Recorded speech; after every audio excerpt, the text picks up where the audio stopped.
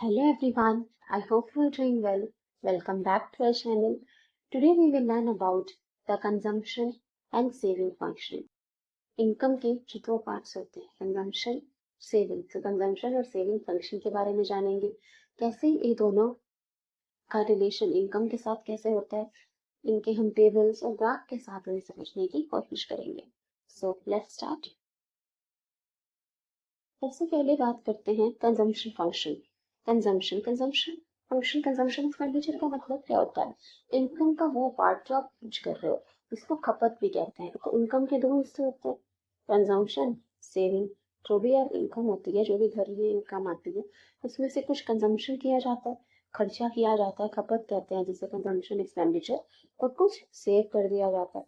तो कितने इनकम पे कितनी कंजम्पशन होती है, इनकम के बढ़ने से कंजम्पशन कितनी बढ़ती है, तो वो सब हम आज के लिए डिस्कस करेंगे। So let's start. Consumption function. The consumption function refers to the relationship between consumption expenditure and national income। तो हम यहाँ पे नेशनल इनकम एग्रीगेट लेवल पे बात कर रहे हैं पूरे देश की। तो कंजम्पशन एक्सपेंडिचर और नेशनल इनकम का जो रिलेशन बताता है वो है कंजम्पशन फंक्शन। कंजम्पशन फंक्शन दो चीजों के रेट में रिलेशन बताता है। Consumption shows the relation between consumption expenditure and income। ठीक है, कंजम्पशन एक्सपेंडिचर और इनकम के बीच में रिलेशन बताता है कंजम्पशन फंक्शन की। इनकम में चेंज आने से कंजम्पशन में कैसे चेंज आता है, कितने इनकम पे कितना कंजम्पशन होता है, कब इनकम और कंजम्पशन बराबर होता है, तो ये सब बातें हम डिस्कस करेंगे। It shows how households spend their income on consumption at different levels of income। ये कैसे हाउस के घरों में इनकम को कैसे खर्च किया जाता है कंजम्पशन पे, डिफरेंट इनकम लेवल्स पे। इससे पहले आप एक फंक्शन समझो, कंजम्पशन फंक्शन। इसका क्या फॉर्मूला होता है? C is equal to C bar plus C bar. C is equal to C bar plus B bar. यहाँ पे C का मतलब है, ये वाले C का मतलब है टोटल कंजम्पशन एक्सपेंडिचर, टोटल जो कंजम्पशन पे खर्चा आ रहा है। ठीक है, पूरी जो खपत पे पूरा खर्चा है वो है C, total consumption expenditure. Right hand side वाला C बार इसका मतलब होता है autonomous consumption expenditure, consumption even and zero income. अब सपोज करो किसी की इनकम जीरो है, ठीक है, अभी उसके पास कोई इनकम नहीं है, कोई काम नहीं है, जीरो इनकम है। अब जीरो इनकम पे भी कुछ कंजम्पशन होता है, कुछ खर्चा होगा। ऐसा नहीं हो सकता कि एक इंसान का बिल्कुल भी खर्चा ना हो। उसकी इनकम जीरो भी है तो उसका बेसिक नेसेसिटीज पे तो खर्चा होगा, फूड, क्लोथिंग, शेल्टर, रोटी, कपड़ा, मकान, तो इस पे तो खर्चा आएगा ही, बेसिक है। तो अगर इनकम जीरो भी है तो कुछ ना कुछ खर्चा होता है, तो वहाँ इंसान सेविंग से खर्चा करता है। तो C बार मतलब होता है ऑटोनॉमस कंजम्पशन एक्सपेंडिचर, वो एक कंजम्पशन जो इंडिपेंडेंट ऑफ इनकम है। मतलब चाहे इनकम जीरो भी हो तो इतना मिनिमम कंजम्पशन एक्सपेंडिचर हो भाई। तो ऑटोनॉमस का मतलब होता है इंडिपेंडेंट। तो ये वाला कंजम्पशन एक्सपेंडिचर है, ये वाला खर्चा है जो इनकम पे डिपेंड नहीं कर सकता, ये बेसिक है और वो करना ही पड़ेगा। ऑटोनॉमस कंजम्पशन एक्सपेंडिचर है, independent of income. Income expenditure even है जीरो इनकम, अगर इनकम जीरो भी है तो ये खर्चा होता है। बी का मतलब होता है मार्जिनल प्रोपेंसिटी टू कंज्यूम, हम पढ़ चुके हैं लास्ट क्लास में, marginal propensity to consume, MPC। और y का मतलब हुआ इनकम। तो C is equal to C bar plus B bar, जहाँ पे C बार का मतलब हो गया वो वाला कंजम्पशन एक्सपेंडिचर जो इनकम पे डिपेंड नहीं करता, और बी वाई का मतलब होता है, देखो बी वाई मतलब इनकम पे डिपेंड कर रहा है, तो ये वो वाला कंजम्पशन एक्सपेंडिचर है जो इनकम पे डिपेंड करता है। मतलब जब इंसान की इनकम जीरो भी है, मान लेते हैं किसी की इनकम जीरो है, ठीक है, तो उसका कंजम्पशन एक्सपेंडिचर सिर्फ इतना होगा, फिर वो इनकम पे डिपेंड ही नहीं कर रहा क्योंकि इनकम ही नहीं है।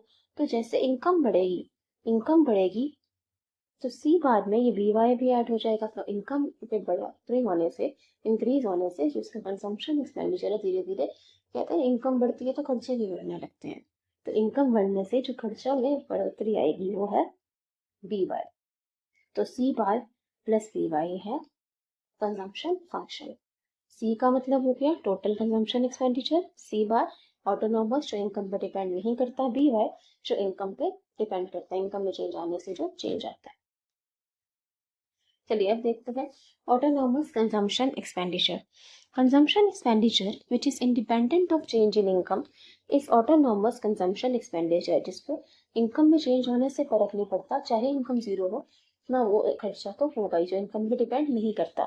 The expenditure on basic necessities like food, clothing, shelter, roti, makaan, तो बेसिक नीड्स तो सबको ही चाहिए. उसकी जो एक्सपेंडिचर होता है जो इनकम पे डिपेंडेंट नहीं है, वो होता है autonomous consumption expenditure. Induce consumption BY. Induce consumption का मतलब होता है the part of consumption expenditure, consumption expenditure का वो पार्ट जो इनकम पे डिपेंड करता है, which depends on income. When income increases consumption also increases. जैसे इनकम बढ़ती जाएगी ये भी बढ़ता जाएगा. ठीक है, तो C bar independent of income हो गया और B bar dependent of income, induce consumption. ये अभी एक टेबल से समझने की कोशिश करते हैं. वाई में इनकम शो कर रहे हैं 0, 100, 200, 300, 400. इनकम बढ़ती जा रही है 100 से. और कंजम्पशन दिखाया हुआ है सेविंग, इन्वेस्टमेंट. चलिए इन्वेस्टमेंट तो कांस्टेंट ही है, देखो सब में 40 है, तो इन्वेस्टमेंट में कोई चेंज नहीं है, इन्वेस्टमेंट कांस्टेंट है. इनकम जब जीरो थी, टेबल को समझते हैं. इनकम जब जीरो थी तब कंजम्पशन 40 था, क्योंकि अभी हमने देखा C बार ऑटोनोमस कंजम्पशन, इनकम जीरो भी होगी तब भी कुछ तो खर्चा होता ही है बेसिक नीड्स पे. तो जब इनकम जीरो थी कंजम्पशन था 40, तो ये 40 आ कहाँ से रहे हैं ये रुपीज? इनकम तो उसकी जीरो है तो 40 रुपीज का खर्चा कहाँ से कर रहा है? सेविंग में से. सेविंग तो मतलब उसकी सेविंग 40 कम हो गई, क्योंकि वो सेविंग में से खर्चा कर रहा है, तो सेविंग 40 कम हो गई, -40. जब इनकम हुई 100, इनकम भी बोलने लगी, वो काम करने लगा, इनकम आने लगी, तो इनकम जब 100 हुई तो कंजम्पशन हो गया 120. अब इनकम बढ़ने से खर्चे भी बढ़ता है, तो कंजम्पशन भी बढ़ के हो गया 120. तो अभी भी कंजम्पशन इनकम से ज्यादा है. इनकम उसकी 100 है, कंजम्पशन है 120, तो कंजम्पशन इनकम से कितना ज्यादा हुआ? 20 ज्यादा हुआ. तो मतलब ये 20 कहाँ से आ रहे हैं? जब उसकी इनकम ही 100 है, वो 120 कैसे खर्च कर रहा है? मतलब वो सेविंग से निकाल रहे हैं, -20 हो गई सेविंग. फिर जब इनकम हुई 200 तो कंजम्पशन भी हो गई 200. अब यहाँ पे देखो इनकम और कंजम्पशन इक्वल हो गए. इनकम बढ़ के 200 हुई, कंजम्पशन एक्सपेंडिचर भी बढ़ के हो गया 200. अब इनकम और कंजम्पशन दोनों बराबर है, जितना कमाया उतना खर्च दिया, तो जितना कमाया उतना खर्च दिया तो बचाया हो, तो सेविंग क्या हुई? जितना आपने कमाया उतना खर्च दिया, तो मतलब कुछ सेव नहीं किया, तो सेविंग यहाँ पे हो गई जीरो. जीरो इसको कहते हैं break even point. Break even point when consumption is equal to income. जब कंजम्पशन इक्वल टू इनकम हो जाता है और सेविंग जीरो हो जाती है, इसको ब्रेक इवन पॉइंट भी कहते हैं, ग्राफ में देखेंगे. ठीक है, फिर इनकम जब हुई 300, इनकम बढ़ के 300 और बढ़ गई, तो कंजम्पशन एक्सपेंडिचर हो गया 280. अब यहाँ पे कंजम्पशन एक्सपेंडिचर इनकम से कम हो गया है, इनकम से कम हो गया, इनकम बढ़ गई, अब कंजम्पशन एक्सपेंडिचर इनकम से कम है. इनकम 300 है, एक्सपेंडिचर है 280, तो मतलब 300 में से 280 ही वो खर्च रहा है, बाकी 20 सेव कर रहा है, सेविंग हो गई 20. फिर 400 जब इनकम हुई, कंजम्पशन हो गया 360. कंजम्पशन बढ़ रहा है इनकम के बढ़ने से, पर इनकम में इंक्रीज अब ज्यादा होने लगा, तो इनकम कंजम्पशन हो गया 360, मतलब 400 में से 360 खर्च किए, तो बाकी 40 सेव कर लिए. फिर आगे देखो 500 में 440, 600 में 220, तो कंजम्पशन सेविंग धीरे धीरे बढ़ने लगी है. तो पहले सेविंग नेगेटिव थी, जब कंजम्पशन इनकम से ज्यादा था, जब consumption expenditure greater than income हो, जब आपका कंजम्पशन एक्सपेंडिचर खर्चा इनकम से ज्यादा है, तब सेविंग क्या होगी? नेगेटिव होगी, क्योंकि जब खर्चा आपका इनकम से ज्यादा है तो सेविंग से कर रहे हो, तो सेविंग वहां पे नेगेटिव होगी. जब कंजम्पशन इनकम के बराबर है, जब कंजम्पशन इक्वल टू इनकम है, तो सेविंग जीरो होगी.